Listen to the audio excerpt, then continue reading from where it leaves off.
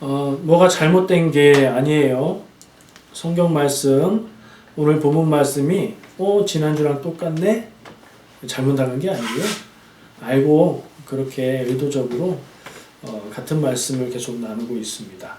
3주째네요. 3주째 요한복음 20장 19절부터 쭉 해서 22절까지 말씀을 나누고 있는데요. 한 절 한 절 나눌 말씀들이 있고 예수님의 중요한 말씀들이 있어서 이렇게 나누게 됐습니다. 오늘 세 번째 오늘 말씀 나누는 핵심은 22절 말씀에 이 말씀을 하시고 그들을 향하사 숨을 내쉬며 이르시되 성령을 받으라. 예수님이 하신 말씀이죠. 예수님이 제자들에게 성령을 받으라 라고 말씀하신 그 내용, 성령에 대해서, 성령 받음에 대해서 같이 나누려고 합니다. 자, 지난주에는 우리가 그 전절 21절 아버지께서 나를 보내신 것 같이 나도 너희를 보내노라, 이 말씀을 핵심으로 너희를 보내노라, 이 말씀을 나눴었죠. 기억나세요? 예수님은 하나님이 보내셔서 그 사명을 감당하셨고 제자들을 그 말씀에서 나도 너희를 보내노라 해서 제자들이, 사도들이 파송됐죠. 그리고 그 말씀은 나에게 전해졌고 나에게도 주님이 너를 보낸다 하는 말씀으로 듣자. 그래서 우리의 사명을 살아가자, 그런 말씀을 나눴습니다. 오늘 말씀은 성령을 받으라는 얘기예요. 연속적인 의미로 생각할 수 있어요. 나도 너희를 보내노라, 너희에게 사명을 준다. 그 사명을 감당하기 위해서 성령을 받으라 하는 말씀으로 들을 수 있죠. 그 사명을 감당하는데 능력이 필요하고 하나님의 지혜가 필요하다. 그러니 성령을 받으라 하는 말씀으로 들을 수 있습니다. 자, 오늘 말씀의 시작을 질문으로 시작해 보겠습니다. 어려운 문제는 아니니까 한번 생각해 보세요. 성경에서요, 우리가 잘 알고 있는 성경에서 언제 성령이 우리에게, 사람들에게 임하셨죠? 금방 생각나죠? 네, 맞습니다. 신약에 예수님이 부활 승천하신 후에 모여서 기도하던 제자들에게 성령님이 임하시는 장면이 사도행전 2장에 나와 있죠. 오순절날 성령을 기다리며 기도하다가 그들은 성령을 받게 됩니다. 그때 있었던 현상이 어떤 현상이에요? 성령의 임재를 무엇으로 표현했었죠? 첫 번째, 소리가 났어요. 급하고 강한 바람 같은 소리가 났다. 두 번째, 불의 혀 같은 것이 각 사람 위에 있었다. 그러니까 소리가 났고 눈에 보이는 현상으로 불이 있었고, 그리고 사람들은 성령의 말하게 하심을 따라서 방언을 말했다. 이 현상과 함께 기도하고 성령을 기다리던 제자들에게 성령이 임하시는 사건이었어요. 그러면 시점으로 볼 때 어떻습니까? 오늘 우리가 읽고 있는 이 말씀, 요한복음 20장의 상황은요, 그 오순절 성령 강림의 때와 비교하면 전이에요, 후예요? 전이죠. 예수님이 지금 함께 계시잖아요. 승천하시기 전이잖아요. 그죠? 근데 지금 예수님은 이 22절에서 제자들에게 성령을 받으라 라고 이야기하시네요. 그걸 처음 저는 그 부분을 생각해 보게 됐어요. 생각하다 보니까 또 다른 생각이 났습니다. 성경에 그러면 성령의 임재하심이 이 요한복음 20장에 있는 일이든 아니면 사도행전 2장에 있는 일이든, 그러면 신약 시대에 예수님이 떠나시기 그때에 있었던 일이니 그 전에는 성령님의 임하심이나 사역이 없었나 하는 질문이 떠올랐어요. 자, 다시 한번 생각해 보세요. 성경에 성령님에 대한 언급이 이 후에만 있나요? 이 전에는요? 예수님이 승천하시기 전에, 예수님이 죽으시기 전에, 예수님이 사역하실 때 복음서에 나와요. 언제 나오죠? 예수님이 세례 요한에게 세례 받으시고 성령이 비둘기처럼 예수님께 임했다. 그리고 어떤 일이 일어났어요?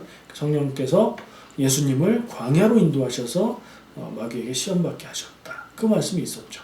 이전인데. 그건 예수님이니까 구약엔 있을까요? 없을까요? 구약에 성령이 나와야 안 나와요? 그냥 생각만 하시면 안 돼요. 기억하셔야 되고 성령에 대한 기록이 있는 것을 기억해야 돼요. 모르면 찾아보면 돼요. 찾아보니까요. 놀랍게도 창세기 1장부터 나옵니다. 성경 제일 처음부터 성령에 대한 얘기가 나옵니다. 창세기 1장 2절 말씀에 그 하나님이 창조하는 내용들을 얘기하면서 1장 2절 말씀이 이렇습니다. 태초에 하나님이 천지를 창조하시니라. 땅이 혼돈하고 공허하며 흑암이 깊음 위에 있고 하나님의 영은 수면 위에 운행하시니라. 성령이 어디 나와요? 여기에. 이 말씀에서 성령이 뭐가 성령이에요? 하나님의 영이죠. 성령은 거룩한 영이고 결국엔 하나님의 영을 이야기하는 거잖아요. 창세기 처음부터 성령이 나옵니다. 그래서 기억해 보니까 구약 성경에도 여러 곳에서 성령에 대한 이야기, 성령님이 하시는 일, 하나님의 영, 거룩한 영, 여호와의 영 이런 표현들로 나오는 것을 알 수 있습니다. 성령님은 태초부터 창조 때부터 계신 분이라고 기억할 수 있는 거예요. 다만 구약의 시대에는 필요에 따라서 특정한 사람에게 특정한 기간에만 임하셨고 역사하셨고 그랬다면 신약 시대에 와서 이 오순절 성령 강림 사건 이후에 믿음을 고백하고 믿는 사람에게는 누구에게나 성령님이 오시고 성령님이 역사하신다. 성령님의 활동과 사역이 그 양상이 달라졌다라고 생각할 수 있는 것 같아요. 구약에서 예를 몇 군데 더 찾아볼게요. 사무엘상 16장 14절 말씀입니다. 제가 읽어드릴 테니까 그냥 들으세요. 여호와의 영이 사울에게서 떠나고 여호와께서 부리시는 악령이 그를 번뇌하게 한지라. 사울 얘기죠. 사울 왕이요. 사울 왕이 하나님을 떠났습니다. 하나님의 말씀에 따르지 않습니다. 그래서 어떻게 됐냐? 결국엔 어떻게 됐냐? 여호와의 영이 사울에게서 떠났습니다. 그리고 악령이 그를 사로잡았습니다. 이 말씀에서 우리는 뭘 기억할 수 있어요? 성령님이 함께 하시고 성령님이 붙잡은 사람도 자기의 행함에 따라서 성령님이 떠나가실 수도 있고 악령이 그를 사로잡을 수도 있다. 이걸 기억하게 됩니다. 조심스러운 일이죠. 우리가 성령 받는다는 것을 중요하게 생각하는데 한번 성령 받으면 걱정이 없을까 하는 생각을 했을 때 오늘 이 사울의 예는 달라질 수 있다 하는 것을 보여주는 것 같아요. 두려운 얘기입니다. 성경의 말씀들을 볼 때 그런 내용들이 나타나고 있고요. 요한복음으로 와볼게요. 요한복음에서 요한복음 20장 21절 22절에 성령을 받으라 하는 장면으로 와볼게요. 이 말씀을 앞뒤로 읽어보고 자세히 읽어봐도 제가 아까 처음에 이게 어떤 상황일까 하면서 궁금해했던 오순절 성령 강림 사건 때에 성령님이 임하시는 건지 아니면 이 요한복음 20장 상황 그 이전에 성령님이 임하시는 건지 이거에 대한 정리나 단서가 이 본문에는 크게 나타나 있지 않습니다. 지금 이 22절 말씀도 굉장히 단순하잖아요. 이 말씀을 하시고 그들을 향해서 숨을 내쉬며 이르시되 성령을 받으라. 예수님이 성령 받아라 라고 얘기만 하셨어요. 그래서 그들이 어떻게 됐다. 그들이 성령을 받았다. 이 얘기가 설명이 없습니다. 그러니 우리는 그것을 단언할 수는 없어요. 근데 짐작할 수는 있겠죠. 한번 생각해 볼 수는 있습니다. 이게 우리의 생각으로 단순하게 딱 일치되지 않으니까 한번 생각해 볼 필요가 있는 거예요. 사도행전에 나오는 성령 강림 사건, 오순절에 있었던 일은 명확하고 거의 모든 신학자들, 설교자들이 그 사건을 성령의 임하심으로 인한 교회의 중요한 사건으로 기억합니다. 거기에 비해서 이 요한복음 20장의 이 말씀 부분은 그렇게 크게 기억되지는 않는데 성경에 기록되어 있으니 우리가 빼놓고 얘기할 수는 없죠. 여러 가지 가능성을 생각할 수 있겠죠. 이 요한복음 20장 때도 성령을 받았고 그리고 나중에 또 사도행전 2장에 가서도 그때도 또 성령 받았고 이렇게 생각할 수도 있고 또 더 생각해 보면 요한복음 20장의 말씀은 예수님이 성령을 받아라, 성령을 받아야 된다 라고 알려주신 것 그리고 그 일이 사도행전 2장에 가서 일어났다 이렇게 이해할 수도 있죠. 여러분은 어떻게 생각되십니까? 견해마다 조금씩 다를 수 있다고 생각해요. 그러나 가장 확실하고 이것을 보는 기본적인 자세는 이게 다른 것이라고 분리를 해야 될 필요가 있어요. 요한복음에서는 이 부분에서 이야기를 해요. 요한복음의 스토리는 사도행전에서 다루고 있는 교회의 이야기까지 넘어가지가 않습니다. 그래서 요한복음 안에서 성령의 임재를 이야기하는 부분이 있는 거고요. 사도행전은요, 누가복음과 연결된 거죠. 사도행전의 이야기를 누가복음과 연결해서 따질 수는 있는데 요한복음과 사도행전이 조금 다른 것처럼 보이는 부분을 굳이 엮어서 다 맞는 것으로 설명하지 않아도 괜찮아요. 요한복음은 요한복음으로 받아들이고 누가복음과 사도행전은 또 그 흐름으로 받아들이면 됩니다. 근데 저는 이 말씀의 상황을 볼 때 이때에 성령님이 임하시고 이 제자들이 성령 받는구나 라고 생각을 했습니다. 근거가 있어야 되겠죠. 22절 말씀을 더 자세히 볼게요. 이 말씀을 하시고 그 앞에 있는 21절의 얘기를 하시고 난 다음에 예수님이 그들을 향하사 제자들을 향해서 말해야 되잖아요. 근데 말하기 전에 다른 내용이 있어요. 그들을 향하사 숨을 내쉬며 이르시되 예수님이 얘기하다가 호흡이 딸리셔서 숨을 쉬셨나? 한숨을 쉬셨나? 그런 거 아니에요. 왜요? 성령이라는 말의 그 단어가 우리가 기억하기로는 홀리 스피릿, 거룩한 영 이런 것으로 이해가 되지만 원래 구약 성경에서 말할 때에 하나님의 영 성령은 루아흐라는 히브리어 단어로 기록이 됩니다. 그리고 성령의 임재도 역시 그것과 같은 뜻의 상황들과 연결이 돼요. 루아흐는 호흡, 숨, 바람이라는 뜻입니다. 그래서 오순절 성령이 임하실 때도 바람에 대한 얘기가 나오는 거고요. 생명의 바람으로 표현이 되기도 해요. 성령이. 자, 예수님께서 제자들에게 성령을 받으라라고 얘기하실 때 숨을 내쉬셨다라는 얘기는 그 호흡, 그 숨, 그 성령을 받으라는 거예요. 그렇게 이해하면 이때에 성령이 임하시는구나 라고 이해할 수 있죠. 또 한 가지 단서가 있는데 요한복음 14장, 지금 20장 보고 있으니까 14장은 그 앞이죠. 요한복음 14장에 보면 예수님이 성령님이 오실 거다라는 얘기를 미리 하세요. 읽어볼게요. 요한복음 14장 16절 17절 말씀입니다. 내가 아버지께 구하겠으니 그가 또 다른 보혜사를 너희에게 주사 영원토록 너희와 함께 있게 하리니 그는 진리의 영이라. 세상은 능히 그를 받지 못하나니 이는 그를 보지도 못하고 알지도 못함이라. 그러나 너희는 그를 아나니 그는 너희와 함께 거하시며 또 너희 속에 계시겠습니다. 성령이 어디 나와요? 보혜사죠. 교회 다니시면 이 정도는 상식으로 아실 거라고 생각해요. 보혜사가 성령님을 얘기하는 거예요.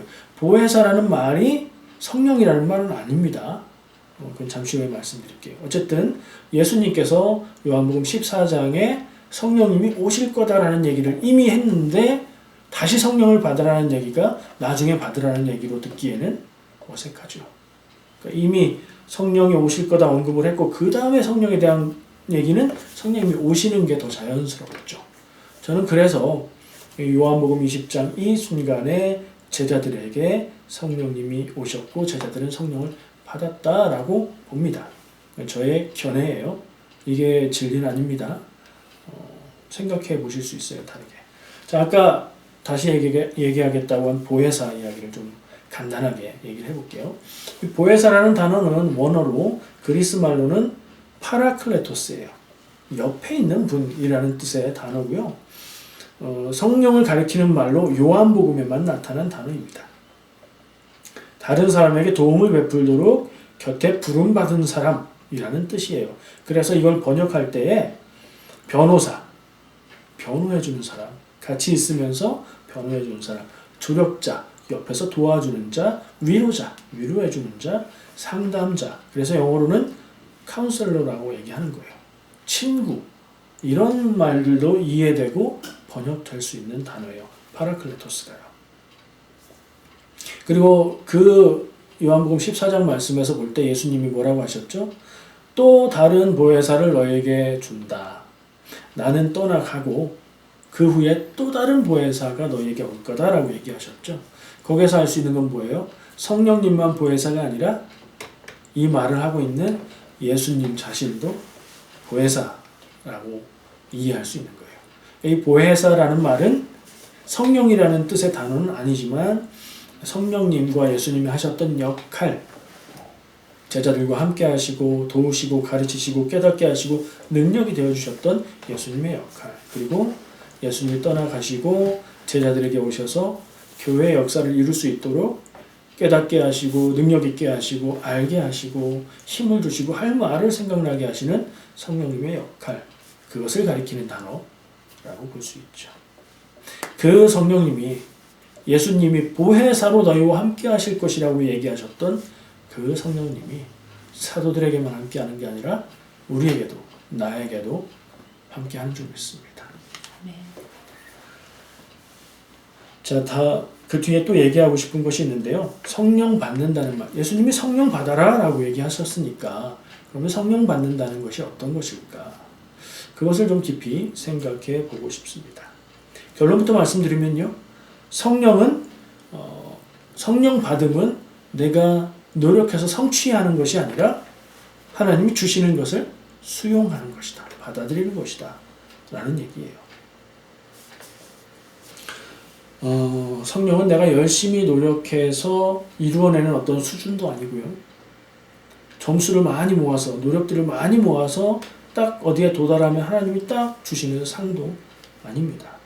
성령은 능력이 아니에요. 내가 가질 수 있는 것도 아니고 내가 소유할 수 있는 것도 아니에요. 성령은 하나님이 나에게 찾아오시는 곧 하나님이고 나와 함께 하시는 분이에요. 내 안에. 그래서 우리가 생각했던 능력이나 지혜나 모든 것들을 나에게 공급해 주시는 분입니다. 내가 노력해서 갖거나 성취하는 게 아니라 하나님이 나에게 보내주시면 내가 그것을 받아들일 때에 나와 함께 하시고 나를 인도하시는 분이라는 것을 우리가 꼭 기억할 필요가 있어요. 그래서 성경이 성령을 이야기할 때 성령을 받는다라고 얘기하지 성령을 가져라. 성령 받을 만한 수준을 네가 성취해라. 이렇게 말하지 않는 거예요.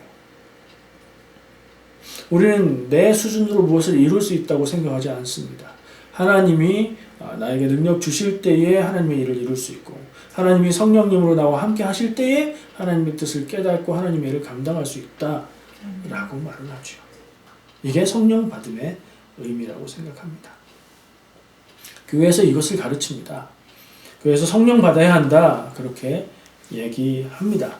그런데 이 말을 너무 자주 사용하고 그리고 이것을 강조하다 보니까 조금 제가 보기엔 빗나간 이해로 흘러가는 부분이 있는 것 같습니다.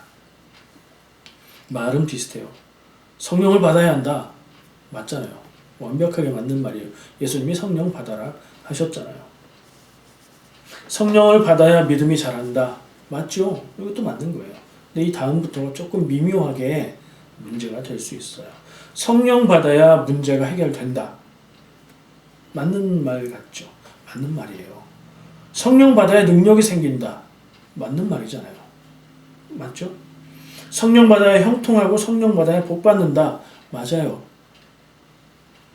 근데 잘못 이해하면 빗나간 이해를 가질 수 있어요. 어떤 부분이냐면 이렇게 한번 생각해 볼까요? 성령 받아야 문제가 해결된다. 나에게 지금 닥쳐있는 어려운 일들, 문제들, 나를 고민하게 만드는 게 성령 받으면 내가 원하는 대로 해결된다.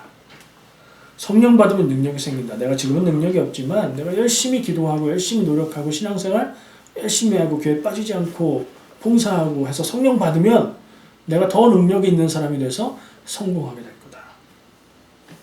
성령 받아야 형통한다. 성령 받으면 문제는 없어지고 모든 일들이 다 잘 풀릴 것이다. 성령 받아야 복 받는다. 장수하고 부자가 되고 자녀들이 잘 되고 성령 받으면 그렇게 된다. 아니요. 저는 아니라고 말합니다. 만약에 그렇게 얘기하는 가르침을 듣고 그렇게 얘기하는 교회가 있다면 깊이 생각하시고 저는 떠나라고 말씀을 드리고 싶습니다. 그건 빗나간 성령에 대한 이해이기 때문입니다. 비슷해요. 비슷하기 때문에 우리가 이것을 이용합니다. 왜냐하면 이런 생각은 내가 원하는 것, 우리의 욕망과 딱 맞아 떨어지기 때문입니다. 얼마나 좋아요. 기도하고 다른 거 필요 없어요. 기도하고 교회에서 열심히 교회 생활하고 그래서 내가 성령 받으면 모든 것이 다 잘 되잖아요. 기준이 뭐예요? 내가 원하는 대로. 제가 기준을 딱 짚었습니다. 이게 이 부분을 판단할 수 있는 단순하고 명쾌한 기준이 됩니다.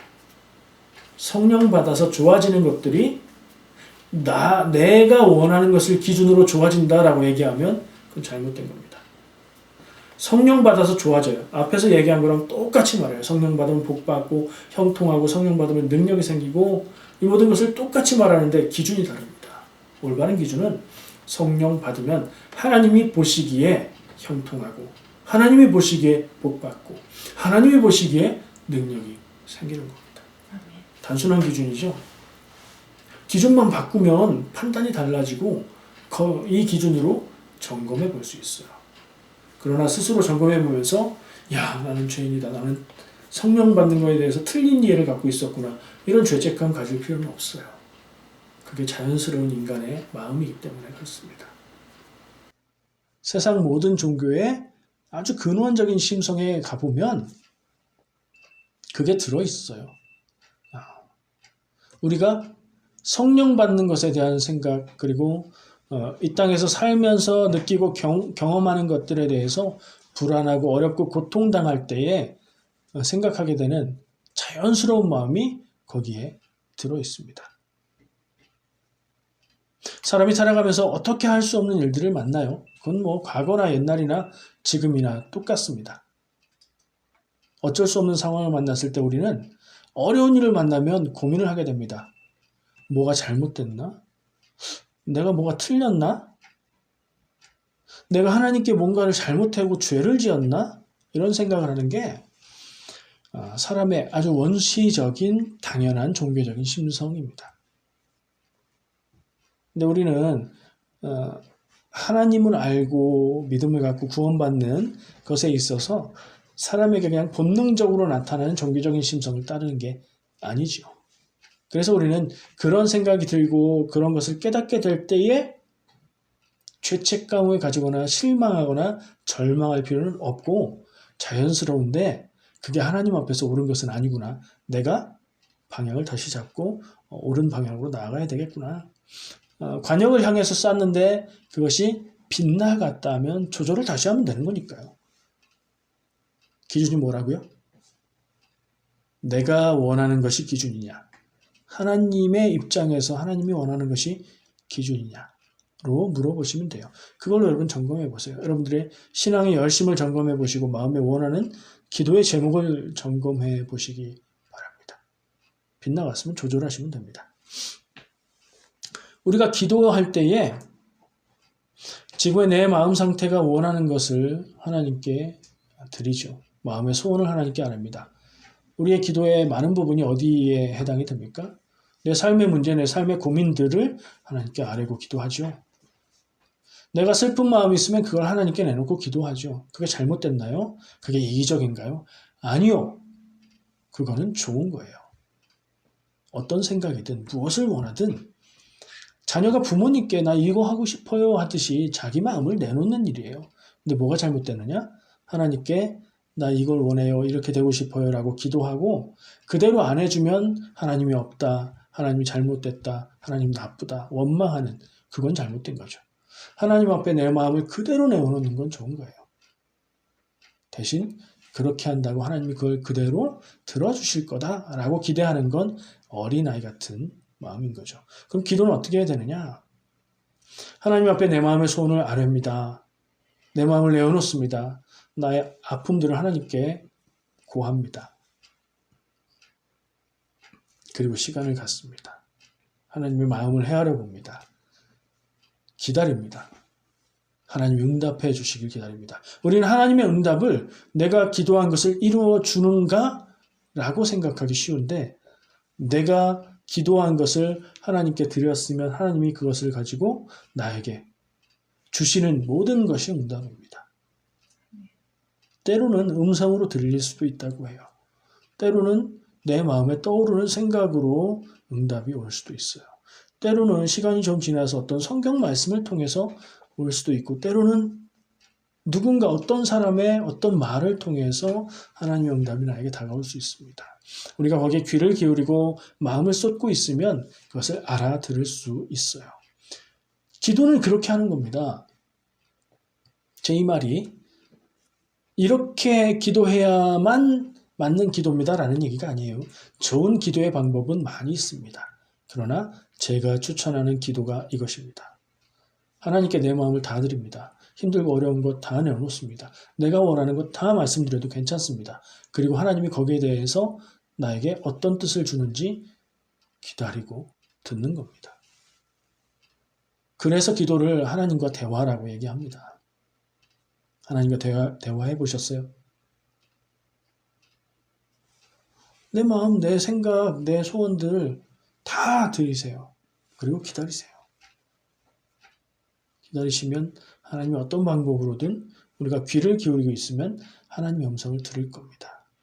이게 대화잖아요. 대화는 뭐예요? 내가 말하고 상대방은 내 말을 듣고 그러고 나서 상대방이 또 말하고 나는 그의 말을 듣고 말하고 들었으면 생각해보고 또 대답하고 그러는 거잖아요. 우리의 기도가 이런 기도가 되면 좋겠어요. 다른 방법으로 기도할 수 있지만 이 기도는 아주 기도의 기본적인 모습이라고 생각을 해요. 그래서 추천해 드리는 방법입니다. 마지막으로 나누고 싶은 주제가 있는데요. 여기까지 우리가 나누고 나면 어떤 생각이 드십니까? 요한복음 20장에서 예수님이 제자들을 찾아오셔서 그 다음 단계 사역을 너희들이 해야 되니까 이제 너희들은 내가 약속했던 성령을 받아라 라고 주셨다. 이렇게 이해를 하죠. 그리고 성령 받는 것은 지금 얘기한 대로 무엇을 내가 노력해서 성취하는 것이 아니라 나의 능력을 갖는 게 아니라 하나님이 내게 주시는 성령을 내가 받아들이고 수용한다. 아까 사울에 의해서 읽은 성경 말씀에서 사울은 성령님이 함께 하셨었는데 성령님이 떠나갔죠. 사울이 거부한 것이라고 볼 수 있어요. 성령님이 나에게 오실 때 우리는 받아들일 수도 있고 거부할 수도 있습니다.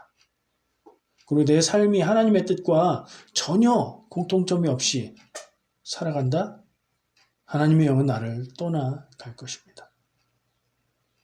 근데 웬만해서는 안 떠나가세요. 성령님 한 번 오셨다? 웬만해서는 안 떠나가요. 웬만하다의 기준은 사울이 기준이에요. 사울처럼 하나님을 거부하고 거절하고 하나님의 뜻보다 다른 것을 귀하게 여기고 살아가면 성령님은 떠나실 겁니다. 그러니까 웬만해서는 우리가 교회 안에 있고 믿음 안에 있는 한은 성령님 함께 하실 거라는 믿음을 가져도 좋습니다. 그럼 자연스럽게 이런 생각이 떠오르죠. 나는 성령 받았을까? 여러분 대답해 보세요. 어떻게 생각하세요? 성령 받으셨습니까? 성경에서 그런 질문을 하는 내용이 나와요. 바울이 어떤 형제들을 만났는데 여기서 형제라는 건 교회 멤버, 신앙인들을 얘기하는 거죠. 이 사람들이 좀 이상한 거예요. 그래서 묻습니다. 너희가 믿을 때에 성령을 받았느냐? 너희가 믿고 믿음을 가졌을 때 성령 받았어? 물어보니까 이 사람들이 뭐라고 대답해요? 아니, 우리는 성령이 계심도 알지 못해. 아니, 성령 안 받았어. 그리고 그 성령이 뭔지도 모르겠는데? 그러면서 같은 믿음을 갖고 믿는 형제라고 얘기했던 거예요. 근데 이게 좀 다르고 느낌이 그렇잖아요. 대화해보면 대번에 알 수 있어요. 조금 다르다는 거예요. 그래서 바울은 그들에게 그걸 가르쳐주고 다시 세례를 베풀어줍니다. 그 사람들이 세례 받았대요. 그래서 무슨 세례? 그랬더니 요한의 세례를 받았다. 요한이 누구예요? 세례 요한. 세례 요한의 세례를 받았고 예수님을 구세주로 고백하고 여기까지 좋은데 성령님도 모르고 성령 받음도 모르고 그랬다는 거예요. 그래서 그들에게 안수했더니 성령님이 임하셨고 그들이 방언을 했다. 그런 기록이 성경에 있어요. 자, 여러분 어떻습니까? 성령님이 여러분에게 오셨습니까? 임재하셨습니까? 여러분 안에 성령님이 있습니까? 이게 제일 중요하잖아요. 결론이잖아요. 이걸 위해서 어떤 교회의 용어를 좀 사용해 보겠습니다. 이해를 돕기 위해서요. 성령 세례와 성령 충만이라는 용어가 있습니다. 성령 받았다라고 성경에서는 말하는데 그것만 가지고 이해를 하다 보면 좀 구분도 안 되고 명확하지 않고 내 안에 성령님이 있나 없나, 성령님이 있다면 내가 이렇게 사는 것 같지 않은데 뭐 이런 부분이 있어서 그걸 구분해서 나눌 필요가 명확하게 명쾌하게 한번 얘기해 볼게요. 성령 세례는 뭐냐면 한 번 있는 일이고 성령님이 나에게 임하시는 거예요. 오늘 말씀에 예수님이 성령을 받으라라고 했던 건 성령 세례를 얘기한다고 볼 수 있겠죠. 한 번 찾아오신 성령님, 내 안에 계신 성령님은 웬만해서는 떠나지 않으십니다. 사흘 정도 죄짓고 하나님을 떠나지 않으면 내 안에 계십니다. 성령 충만을 이해해야 돼요. 그 다음에 성령 충만, 성령은 성령님이고 충만은 뭐예요? 꽉 찼다는 거죠. 이해하기 쉬운 비유가 뭘까? 어떤 예를 들어볼까 생각했는데 여러분들 쓰시는 스마트폰, 휴대폰이 있죠? 그걸 바라보면서 많은 정보를 보지만 자꾸 보게 되는 게 뭐예요? 배터리가 몇 퍼센트 남아있는가? 몇 년 사용했으면 배터리가 오래 가지 않아서 하루에 뭐 2번씩 충전해야 되고 그런 경우도 있으니까 그걸 신경 쓰죠. 배터리가 100% 충전이 되었으면 뭐라고 얘기해요? 풀차지드라고 얘기하죠. 가득 찬 거죠, 배터리가.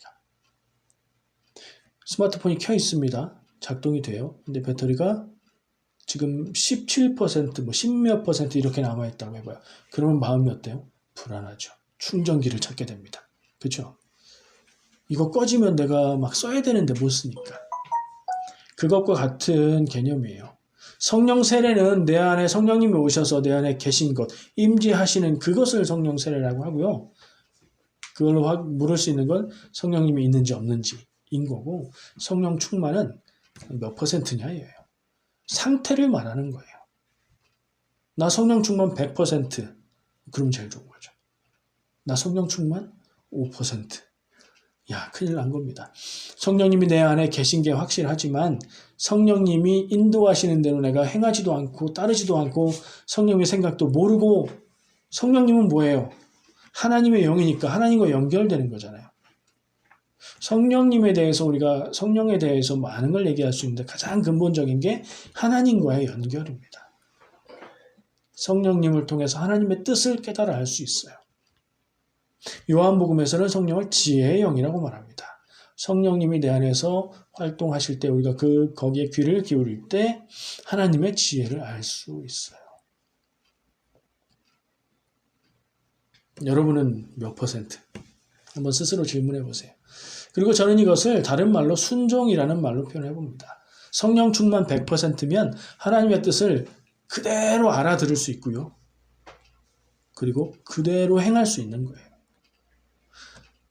순종하기 위해서는 알아야 되잖아요. 오더, 명령을 알아야 순종할 수 있죠. 명령을 알아듣습니다. 그 다음엔 주저함이나 어떤 다른 방해가 없이 바로 그대로 순종하면 그게 성령 충만 100%예요. 하긴 하는데 막 주저하고 하면 조금 퍼센트가 빠지겠죠.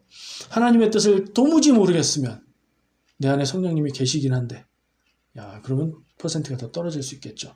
근데 이 퍼센트는 성령 충만의 정도는 스마트폰의 배터리가 왔다 갔다 하듯이 왔다 갔다 합니다. 내 신앙의 상태에 따라서, 내 삶의 상태에 따라서 여러 가지 이유로 왔다 갔다 해요. 이건 스스로 알 수 있어요. 힘들고 어려운 것, 그런 때를 살아가고 있는데 걱정이 안 돼요. 마음에 기쁨이 있어요.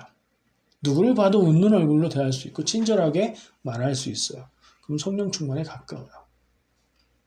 힘들고 어려운 일이 닥쳐왔을 때 짜증이 빡 나면서 내 말이 예쁘지 않게 나가고 하나님의 뜻을 구하기보단 내가 사는 게 너무 바쁘고 힘들고 그래서 마음이 조급하고 해야 될 일이 너무 많은 것 같고 짜증스럽고 그렇다면 성령 충만이 많이 빠져있는 상태일 수 있어요.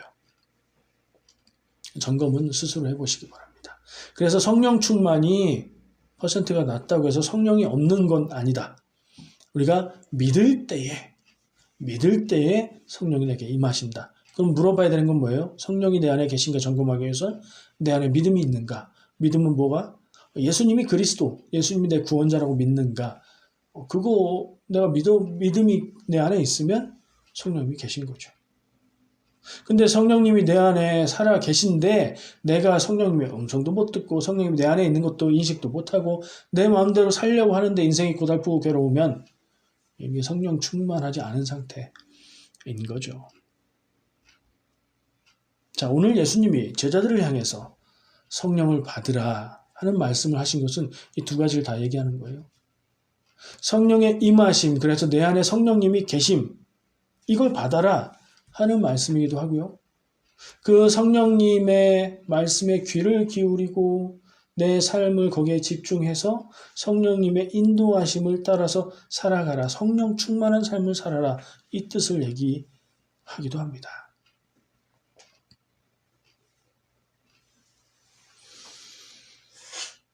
성령 충만을 우리가 노력할 수도 있습니다. 이게 왔다 갔다 한다고 해서 내가 어쩔 수 없는 게 아니에요. 운동선수들이 자기 컨디션을 조절하기 위해서 운동하는 방법과 여러 가지를 노력하잖아요. 마찬가지. 내가 스스로 물어봤을 때 요즘 짜증도 많고 삶이 너무 바쁜 것 같고 내 마음속에 하나님도 안 계신 것 같고 기쁨이 없다. 성령 충만이 많이 빠진 거죠. 그럼 노력할 수 있어야 돼요. 뭘 할 수 있을까요? 거기에 제일 중요한 건 저는 사용할 수 있는 말들은 경건을 노력하고 거룩한 삶을 살아라인데 거기에 가장 핵심은 습관이라고 생각합니다. 여러분들이 매일매일 반복적으로 하는 행동들, 매일매일 시간을 사용하는 일들. 습관은 좋은 것이 있고 나쁜 것이 있어요. 여러분들 습관적으로 하는 일들 중에 나의 인생을 안 좋은 방향으로 이끌어가고 있는 습관이 있을 거고요. 나의 인생을 좋은 방향으로, 그리고 신앙의 측면에서 볼 때 경건한 삶, 거룩한 삶으로 이끌어가는 습관이 있을 거예요. 그걸 가리켜서 거룩한 습관이라고 부릅니다. 뭐가 있을까요? 기도하는 습관을 갖는 것. 성경 말씀을 읽고 보고 듣고 성경 알기를 원하고 이런 습관을 갖는 것. 이건 습관은 무언가 구체적으로 해야 되잖아요. 매일매일 반복적으로 하는 어떤 것. 여러분들에게 이런 게 있습니까? 없으면 그것을 찾아서 그 방법을 노력하는 것이 거룩한 습관이 될 것이고 우리의 삶을 경건과 거룩으로 이끌 것이고 성령 충만한 상태를 유지할 수 있도록 만들어 주는 것이 될 것입니다. 성령 충만하시길 축복합니다. 만약에 스스로 점검해 볼 때 내 안에 성령님이 안 계신 것 같아. 나는 믿음의 부분에 있어서 아직 모르겠어. 하시면 그걸 놓고 기도하시기 바랍니다.